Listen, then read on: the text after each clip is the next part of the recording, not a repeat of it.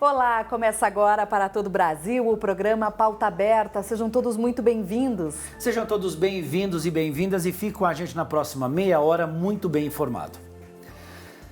E olha só, um estudo com 800 pessoas mostrou que a Coronavac, a vacina Coronavac contra a Covid-19, produzida pela farmacêutica chinesa Sinovac e que está em teste no Brasil, mostrou segurança e resposta imune satisfatória durante as fases 1 e 2 de testes. O artigo foi publicado na revista científica The Lancet. A pesquisa não analisou a taxa de eficácia da vacina, que representa a proporção de redução de casos da doença entre o grupo vacinado comparado e o que não recebeu o imunizante. Já a farmacêutica americana Pfizer informou que os resultados finais dos testes mostram que o imunizante é 95% eficaz e acrescentou ter os dados de segurança exigidos. A empresa divulgou ainda que vai solicitar autorização para o uso emergencial nos Estados Unidos e espera produzir até 50 milhões de doses este ano. Já a expectativa para 2021 é a produção de mais de 1 bilhão de vacinas. E pesquisadores e profissionais ligados à área da saúde estão alertando de que o Brasil, assim como no caso dos Estados Unidos e da Europa, já está vivendo uma segunda fase de Covid-19 em função do número de infecções dos últimos dias. Um relatório com a apuração das responsabilidades sobre o apagão que atinge o Amapá desde o dia 3 de novembro deverá ser apresentado pela Agência Nacional de Energia Elétrica em até 10 dias. Os esclarecimentos foram feitos na comissão do Congresso, que trata das medidas de enfrentamento da pandemia do novo coronavírus. De acordo com o presidente da ANEEL, o relatório vai servir para identificar os responsáveis pelo ocorrido. André Pepitone ainda citou medidas administrativas que a agência pode tomar com a empresa responsável pelo serviço, a LMTE, caso fique comprovado o seu envolvimento. Entre elas, multa de até 2% do faturamento anual da empresa, intervenção e decretar a caducidade da concessão. Vamos apurar com toda precisão que o caso exige, o que foi que ocasionou essa perturbação. E feito isso, então, a seguinte, diante desse relatório, a ANEEL ir montar toda a estratégia, então, para exercer mais uma etapa da sua fiscalização que está ocorrendo desde sempre. Em resposta a documentos de empresas transmissoras de energia que indicavam a dificuldade enfrentada por essas companhias em prestar o serviço, André Pepitone afirmou que não autorizou nenhuma flexibilização no cumprimento das obrigações contratuais. Após novo blackout em algumas cidades do Amapá, moradores de Macapá e Santana realizaram um protesto contra o apagão que atinge o estado há quase 20 dias. Segundo a Polícia Militar, foram registradas 9 manifestações nas duas cidades. O governo federal declarou que investiga as causas da falta de energia. E a gente muda de assunto agora e vamos falar de economia. Segundo dados do Banco Central, o brasileiro está mudando os hábitos financeiros durante a pandemia.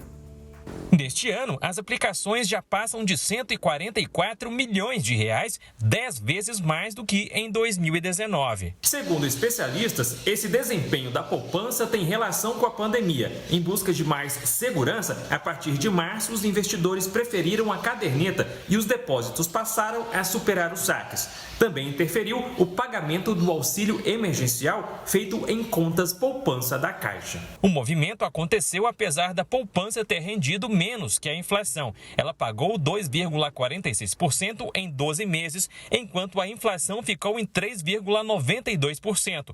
Para este economista, existem opções melhores e também seguras para investimento. Existem títulos bancários, como CDBs, que garantem até R$250 mil por CPF ou CNPJ, o chamado fundo garantidor.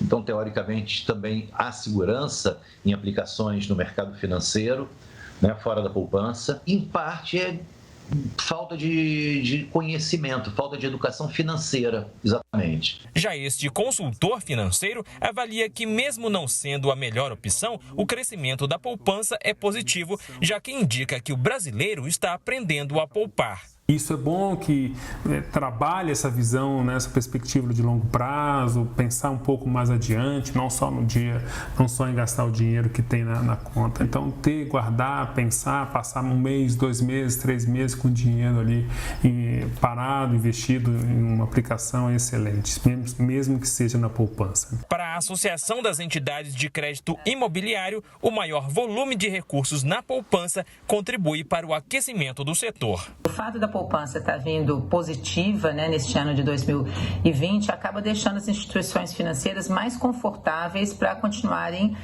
emprestando para o financiamento imobiliário. E o programa Pauta Aberta vai fazer um breve intervalo. No próximo bloco você vai acompanhar que o Paraná é um dos maiores produtores e exportadores de cana-de-açúcar. E os portos do estado registram aumento de 80% no embarque deste produto. Você vai ver também, Brasil recicla apenas 3% do lixo. Apesar do percentual ainda ser baixo, a população está mais preocupada com o destino dos resíduos. Em instantes.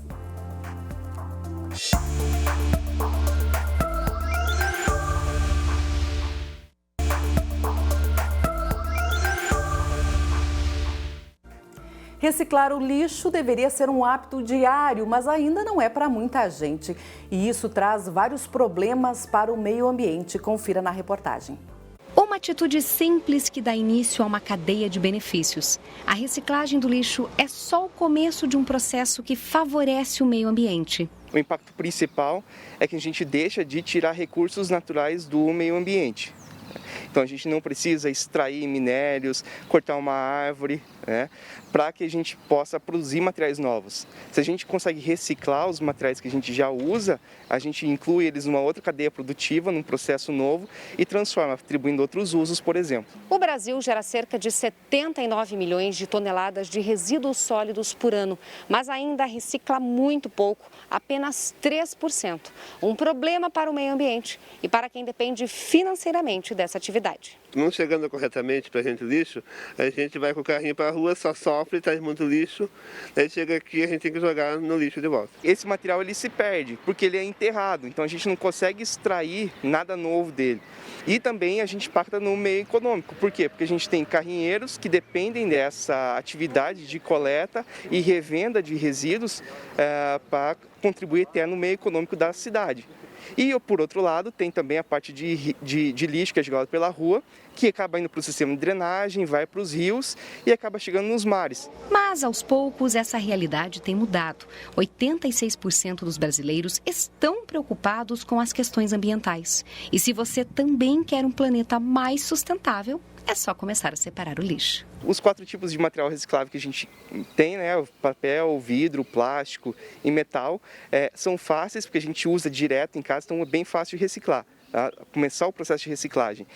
Você pode ter um local específico para guardar eles dentro de casa, então separar uma cestinha, uma lixeirinha específica para esses materiais. Ela deve ser uma lixeira um pouco maior, porque eles ocupam um volume um pouquinho maior. Uma outra dica é lavar quando possível. O nascimento prematuro é uma das principais causas de mortes de crianças até os 5 anos de idade no Brasil, segundo a Sociedade Brasileira de Pediatria. Para conscientizar a população sobre a importância do pré-natal e do acompanhamento da criança após o parto, é comemorado hoje em mais de 50 países o Dia Mundial da Prematuridade. Quem vê a Carolina assim, forte e saudável, nem pensa que ela chegou ao mundo prematura, com apenas 1,8 kg. A mãe teve pressão alta na gravidez. Depois de uma cesariana de emergência, ela ficou 14 dias na UTI. Foi um momento muito difícil, mas com o apoio da família, dos amigos, a gente conseguiu superar. Eu resolvi, estando com ela mais próxima de mim, fazer as fotos dela no hospital, porque a gente não tinha previsão de alta e eu queria registrar aquele momento assim como eu registrei do meu filho. O resultado é esse book, na cama do hospital mesmo. Uma maneira de relembrar com carinho momentos tão difíceis e que não são raros no Brasil. 1 em cada 10 crianças nasce prematura no país, de acordo com o Ministério da Saúde. Só no ano passado foram 340 mil. Entre as causas estão a hipertensão da mãe, parto de gêmeos, malformação do útero ou do feto e infecção materna durante a gravidez. Há o risco de sequelas físicas, neurológicas e, em casos mais graves, a morte. A melhor prevenção é o pré-natal, desde o início da gravidez. E após o parto, o prematuro ainda deve ser acompanhado até pelo menos 1 ano de idade por fonoaudiólogos, fisioterapeutas e neurologistas. Por isso, a importância de 1 mês dedicado à conscientização sobre a prematuridade. O maior investimento que deve ser feito, principalmente em saúde pública, é no atendimento pré-natal. Hoje em dia, nós conseguimos salvar crianças de 24 semanas, quer dizer, um bebê muito prematuro. E é importante que ele, ao nascer, ele seja muito bem atendido nos primeiros dias, nos primeiros meses, no primeiro ano, para que ele não seja somente um bebê que sobreviveu a um parto prematuro, mas um bebê que tenha qualidade de vida e que seja um adulto produtivo. E o estado do Paraná tem se destacado no cenário de produção e exportação de cana-de-açúcar. Este ano, os portos aqui do estado tiveram um aumento de 80% no embarque deste produto. O Brasil é o maior produtor de cana-de-açúcar, com 720 milhões de toneladas por ano, ou seja, 40% do cultivo mundial. E nesse cenário, o Paraná se destaca. É o 5º maior produtor do país, com 34 milhões de toneladas colhidas anualmente. Quanto aos derivados da cana, o açúcar bruto tem ainda mais destaque, com cerca de 2,5 milhões de toneladas exportadas todos os anos. 65% da produção estadual sai dos portos paranaenses. De acordo com o diretor de operações portuárias do Porto de Paranaguá, a infraestrutura dos terminais contribui para esses resultados positivos. O Porto de Paranaguá, com o tempo, se tornou competitivo, melhorando a sua infraestrutura portuária, permitindo que um navio que viesse carregar açúcar aqui em Paranaguá, carregasse na sua totalidade. O açúcar bruto é exportado de 2 formas, a granel ou ensacado. Neste terminal especializado em exportação de açúcar a granel, passam 1.500 toneladas de açúcar por hora. Esse ano nós estamos batendo um recorde nas nossas exportações aqui. Com certeza, a gente tinha uma parte de profundidade de berço que aí nos segurava um pouquinho tecnicamente para atracar navios grandes.